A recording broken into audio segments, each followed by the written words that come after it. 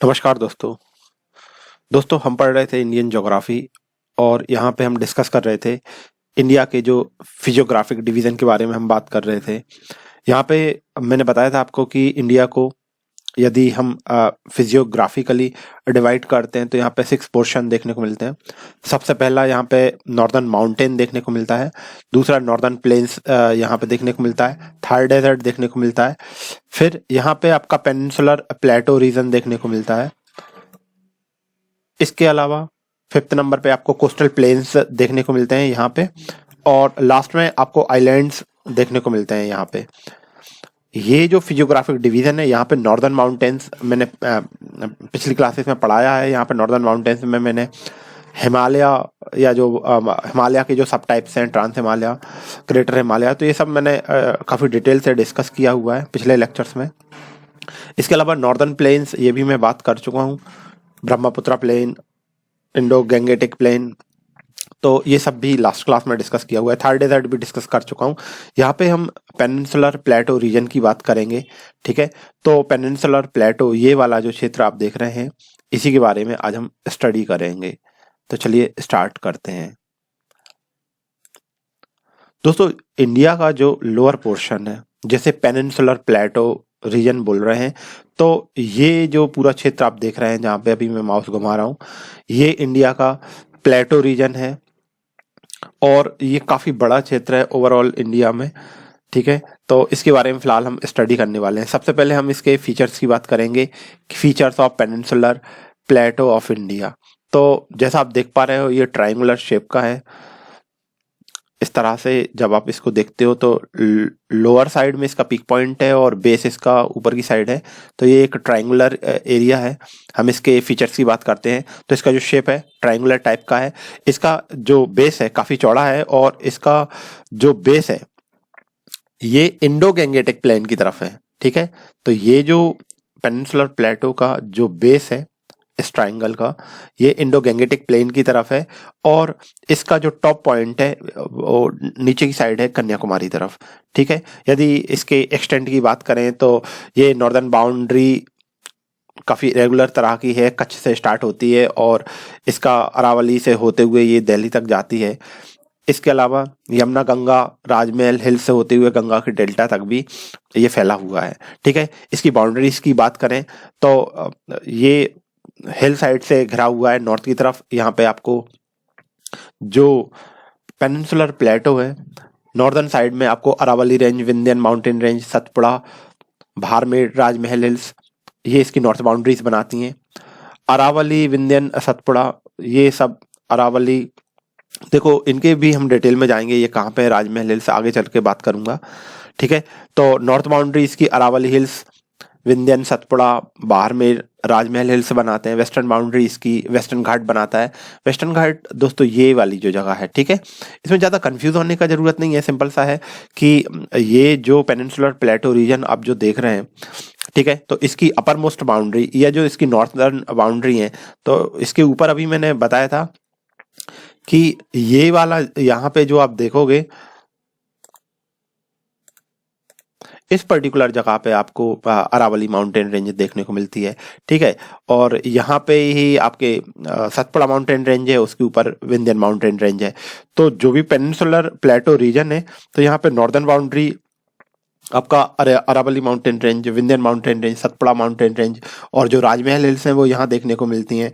तो यही मैं बात बताना चाह रहा हूँ कि ये जो बाउंड्री है यहाँ पे आपको देखने को मिल जाती हैं, ठीक है। इसके अलावा जो वेस्टर्न साइड है, तो वेस्टर्न साइड में आपको वेस्टर्न घाट देखने को मिलता है पेनिनसुलर प्लेटो रीजन का, और ईस्टर्न जो साइड है वहाँ पे ईस्टर्न घाट देखने को मिलता है, ठीक है। ईस्टर्न घाट्स में भी कई सारे हिल्स हैं, वेस्टर्न घाट्स में भी कई सारे हिल्स देखने को मिलते हैं, ठीक है। तो वो भी हम बातें करेंगे। एरिया की यदि बात करें तो लगभग 16 लाख स्क्वायर किलोमीटर का ये एरिया है पेनिनसुलर प्लेटो रीजन का। और इंडिया की जो फिजियोग्राफी है, तो यहाँ पे ये लार्जेस्ट फिजियोग्राफिक यूनिट है इंडिया की, ठीक है। Equal almost half of the area of the country. तो पेनिनसुलर प्लेटो रीजन का जो एरिया है वो, ठीक है, तो ओवरऑल कंट्री का जो एरिया है उसका आधा हिस्सा आपका पेनिनसुलर प्लेटो रीजन में देखने को मिलता है। ठीक है, यहाँ पे यदि हम इसके कंपोजिशन की बात करें तो टेबुलर ब्लॉक है और ओल्ड टेबुलर ब्लॉक है और सिस्ट और आर्केनियन नीस से मिलके बना हुआ है। ठीक है, और ये मतलब जब से ये बना है तो इसमें बहुत ज़्यादा स्ट्रक्चरल अल्टरेशन नहीं हुए हैं। कहने का मतलब ये हुआ कि ये ओल्ड लैंडफॉर्म है।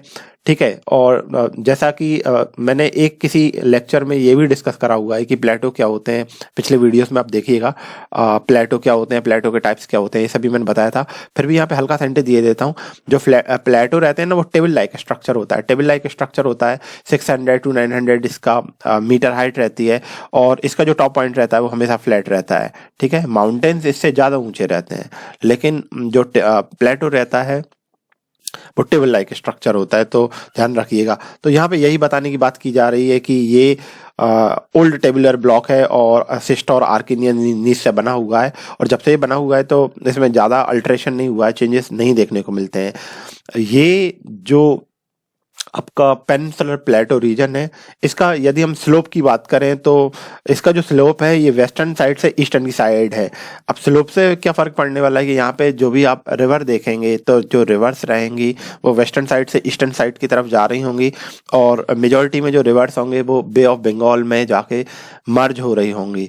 ठीक है, तो ये बात आप ध्यान रखिएगा। हाँ, इधर पे कुछ एक्सेप्शन भी मिल जाएंगे, जैसे कि नर्मदा रिवर, तापी रिवर, जो कि वेस्ट से ईस्ट की तरफ मूव करेंगे। ठीक है, इसके अलावा यहाँ पे एलिवेशन भी जनरली पेनिनसुलर प्लेटो एरिया में आपको 600 to 900 मीटर देखने को मिल जाएगा। दोस्तों अब बात करते हैं geomorphology of peninsular Plato of India. तो जो इंडिया का पेनिनसुलर प्लेटो है, कई सारे छोटे छोटे प्लेटोज से मिलकर बना हुआ है, और यहाँ पे आपको हिल रेंजेस भी देखने को मिल जाएंगी। इसके अलावा यहाँ पे कई सारे रिवर बेसिन्स और जो वैलीज हैं वो भी आपस में इंटर स्पर्स्ड हैं, आसपास में देखने को मिल जाएंगी। ठीक है, तो जो पेनिनसुलर इंडिया है, यहाँ पे कई सारे प्लेटोज देखने को मिलते हैं।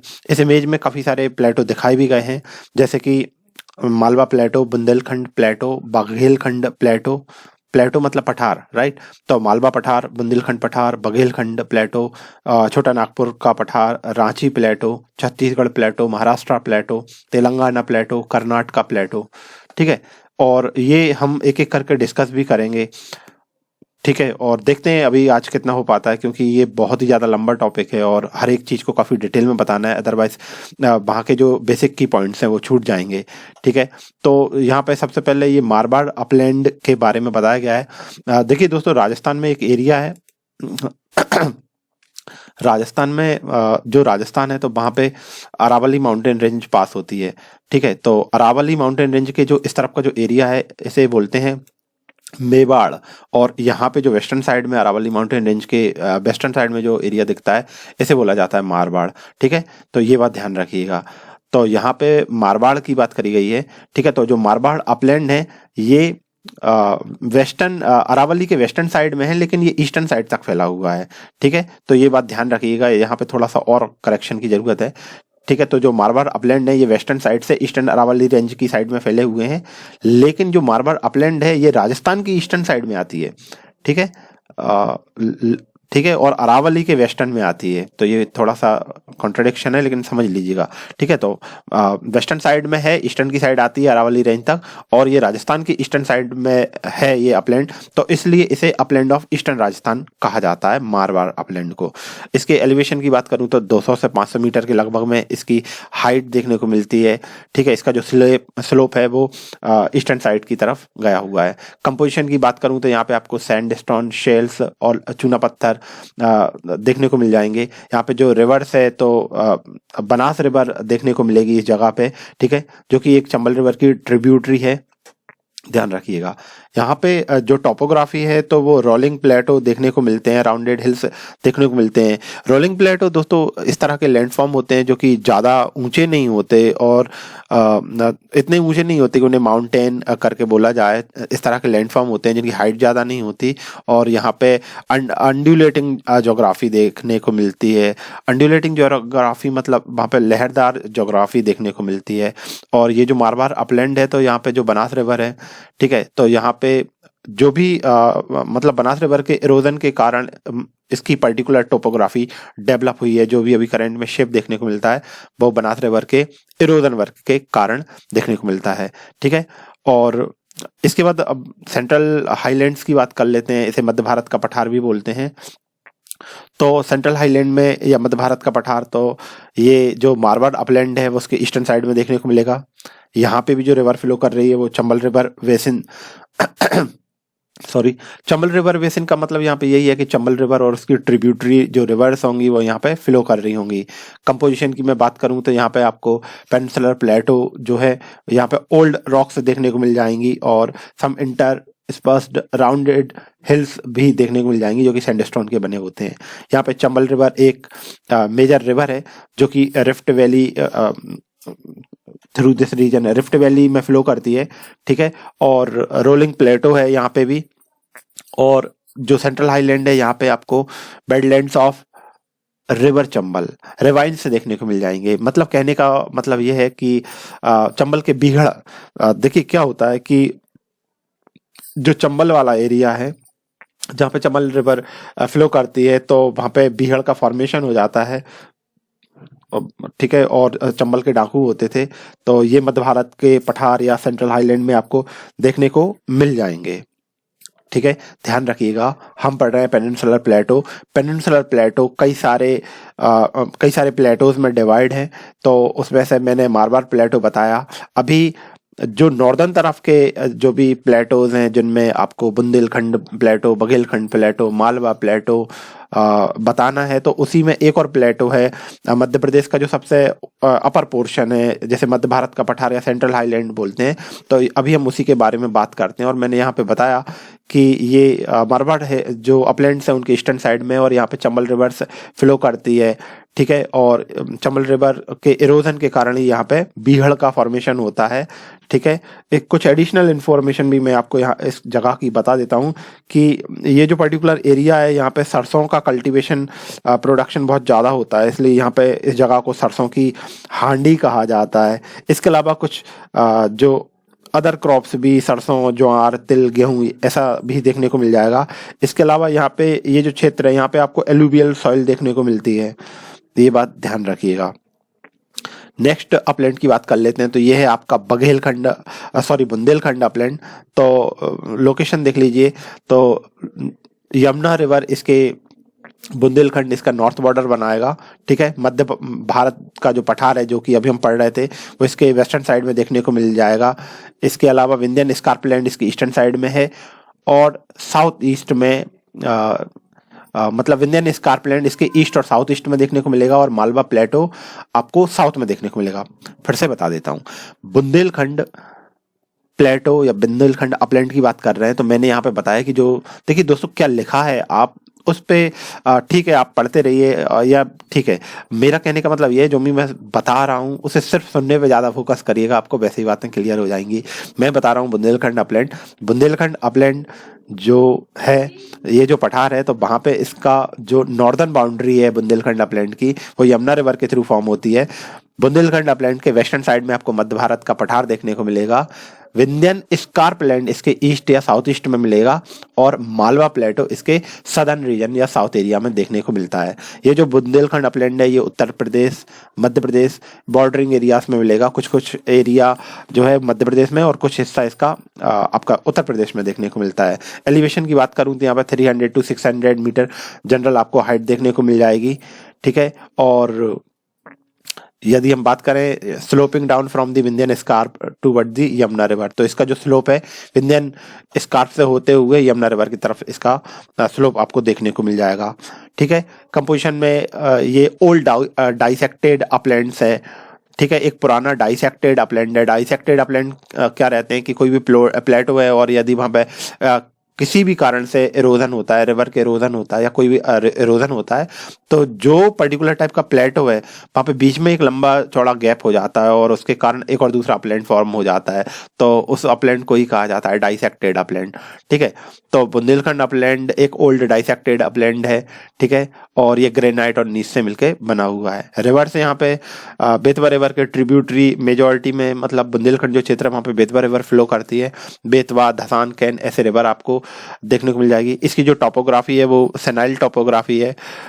सेनाइल टोपोग्राफी का मतलब ऐसा है कि ऐसी टोपोग्राफी जो कि वक्त के साथ साथ मतलब काफी रिड्यूस हो गई है। सेनाइल मतलब बूढ़ी हो गई है, काफी ओल्ड हो गई है।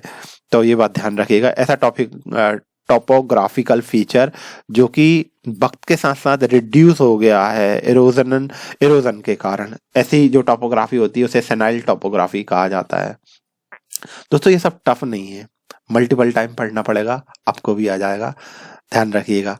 ठीक है, तो यहाँ पे वेव लाइक सरफेस का डेवलपमेंट देखने को मिलता है। इरोजनल जो रिवर्स हैं उनके इरोजनल वर्क्स के कारण यहाँ पे आपको अंडुलेटिंग टोपोग्राफी या वेव लाइक सरफेस देखने को मिल जाएंगी। और ठीक है, ये ध्यान रखिएगा। और लिखा हुआ है हैंस अनफिट फॉर कल्टीवेशन।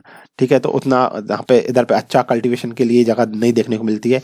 इसके अलावा also the area is marked bye chain of hills, छोटे छोटे पहाड़ियां आपको देखने को मिल जाएंगी यहाँ पे बुंदेलखंड क्षेत्र में, जो कि ग्रेनाइट और सैंडस्टोन के बने होते हैं।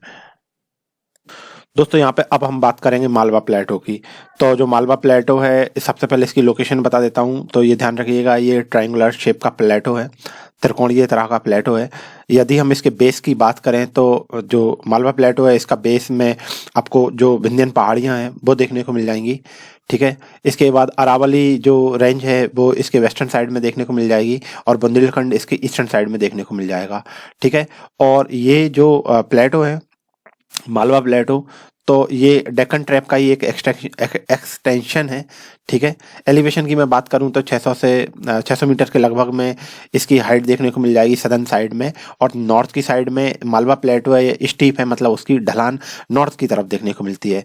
कंपोजिशन की मैं बात करूं यदि मालवा प्लेटो की, तो यहाँ पे बेसाल्टिक लावा फ्लो होने के कारण यहाँ पे आपको ब्लैक सॉइल का फॉर्मेशन देखने को मिलता है। रिवर सिस्टम या ड्रेनेज सिस्टम की बात करूं तो जो मालवा प्लेटो है तो यहाँ पे नर्मदा रिवर और जो तापी रिवर हैं ये अरेबियन सी की तरफ फ्लो करती हैं। ठीक है, नर्मदा रिवर, तापी और जो माही रिवर्स हैं फ्लोइंग टूवर्ड्स द अरेबियन सी। और यहाँ पे और भी कई सारे रिवर्स हैं जैसे कि Chambal river, Sindh river, Betwa river, Ken rivers. तो इस तरह के ये जो रिवर्स हैं, ये जो दूसरे रिवर्स हैं like Ganga river, Yamuna river, इनमें मर्ज हो जाते हैं। ठीक है, जो कि अल्टीमेटली बे ऑफ बंगाल में ड्रेन करते हैं। ठीक है, टोपोग्राफी की मैं बात करूं तो ये जो मालवा प्लेटो है यहाँ पे रोलिंग सरफेस देखने को मिलती है और जो फ्लैट जो जो टॉप है वो फ्लैट मिल जाएगा डाइसेक्टेड बाय रिवर्स। ठीक है, तो रिवर के थ्रू यहाँ पे डाइसेक्शन देखने को मिलता है। ठीक है, रोलिंग सरफेस है और यहाँ पे जो टॉप है वो फ्लैट देखने को मिल जाएगा। ठीक है, the plateau is marked by the Chambal ravines of in the north. ठीक है, यहाँ पे ये बताया जा रहा है कि जो मालवा प्लेटो है इसके नॉर्दर्न रीजन में आपको चंबल रिवाइंस देखने को मिल जाएंगे। यहाँ पे एक और प्लेटो है बघेलखंड प्लेटो, इसके बारे में बता देता हूँ। बघेलखंड जो प्लेटो है ये जो मेकाल रेंज है, सतपुड़ा माउंटेन रेंज का एक रेंज है मेकाल रेंज। तो it lies to the eastern of the Maikal range. ठीक है, it is bounded by the Son river. ठीक है, on the north and anticlinal highlands and synclinal valleys made up of sandstone and limestone in the south. देखिए इधर पे ये बताया जा रहा है कि जो बघेलखंड एरिया है तो यहाँ पे बघेलखंड जो प्लेटो है इसके नॉर्दर्न साइड में आपको सोन रिवर देखने को मिल जाएगी और यहाँ पे एंटीक्लाइनल हाईलैंड्स और सिंक्लाइनल वैली देखने को मिल जाएंगी जो कि सैंडस्टोन और लाइमस्टोन की बनी होती हैं साउथ की तरफ में। देखिए इसको बात को थोड़ा सा मैं और कर देता हूँ डिटेल में। यहाँ पे ये बताया जा रहा है जो भी बघेलखंड का प्लेटो है नॉर्दर्न साइड में आपको सोन रिवर देखने को मिल जाएगी, सदर्न साइड में एंटीक्लाइनल और सिंक्लाइनल वैलीज देखने को मिलती हैं। ये जो कंडीशन आप देख रहे हो ना, इसी को एंटीक्लाइन सिंक्लाइन ये करके बोला जाता है। यहाँ पे ये बोला जा रहा है कि जो नॉर्दर्न एरिया है वो सॉन रिवर देखने को मिलेगी। और सदर्न एरिया में सैंडस्टोन और लाइमस्टोन से बने हुए आपको एंटीक्लाइनल हाईलैंड्स या सिंक्लाइनल्स वैली देखने को मिलती हैं। एलिवेशन की बात करूं तो यहाँ पे 150 मीटर टू 1200 मीटर हाइट देखने को मिल जाएगी। कंपोजिशन मैंने बताया अभी आपको, बघेलखंड क्षेत्र में लाइमस्टोन, चूना पत्थर और सैंडस्टोन बहुत ज़्यादा देखने को मिलता है। इस कारण से यहाँ पे आपको जो बघेलखंड एरिया है, ठीक है, लाइमस्टोन और सैंडस्टोन देखने को मिलता है। सीमेंट फैक्ट्रीज का काफ़ी ज़्यादा डेवलपमेंट है यहाँ पे, ठीक है। और इसका जो ईस्टर्न पार्ट है वहाँ पे ग्रेनाइट का कंपोजिशन देखने को मिलती है।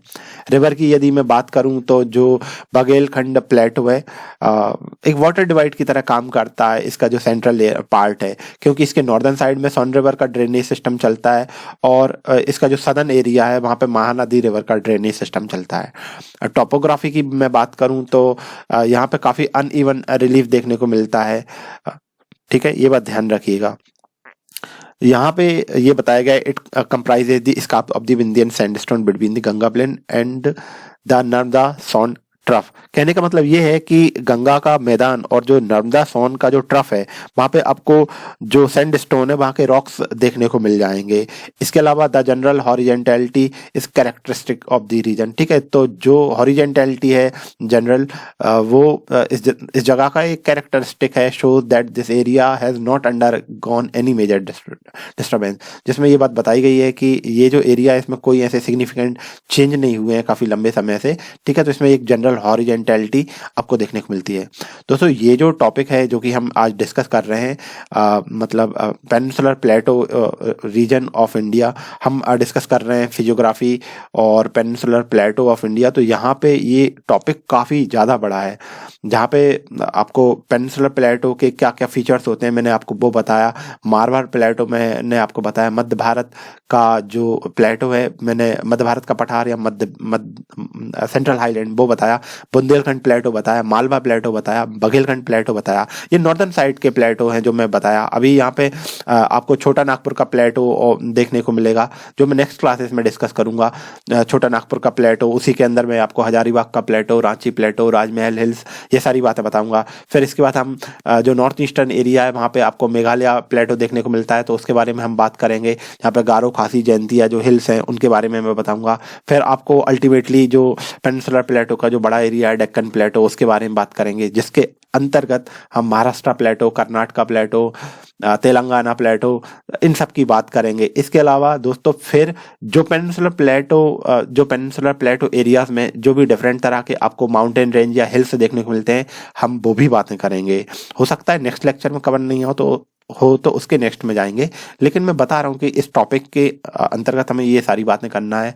तो फिर वहाँ पे हम जो भी हिल्स हैं, अरावली, विंध्यन, सतपुड़ा माउंटेन रेंज, फिर यहाँ पे वेस्टर्न घाट में आपको कई सारे हिल्स देखने को मिल जाएंगे, सह्याद्री, नीलगिरी, ठीक है। तो ये सारी बातें करेंगे। फिर सदर्न इंडिया के हिल्स की हम बात करेंगे, अन्नामलाई, पालनी, कार्डेमम हिल्स, ईस्टर्न घाट, ठीक है। और फिर इसका इम्पोर्टेंस की बात करेंगे। तो इस तरह से दोस्तों ये काफ़ी लंबा लेक्चर हो जाने वाला है।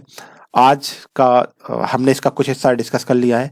नॉर्दर्न इंडिया में जो मतलब पेनिनसुलर इंडिया के जो प्लेटोज हैं वो हमने देख लिए हैं, ठीक है। कल छोटा नागपुर प्लेटो से स्टार्ट करके और इसके आगे हम कंटिन्यू करेंगे। फिलहाल के लिए बस इतना ही। स्टडी करते रहिएगा। Thank you very much. Thank you, thank you, thank you.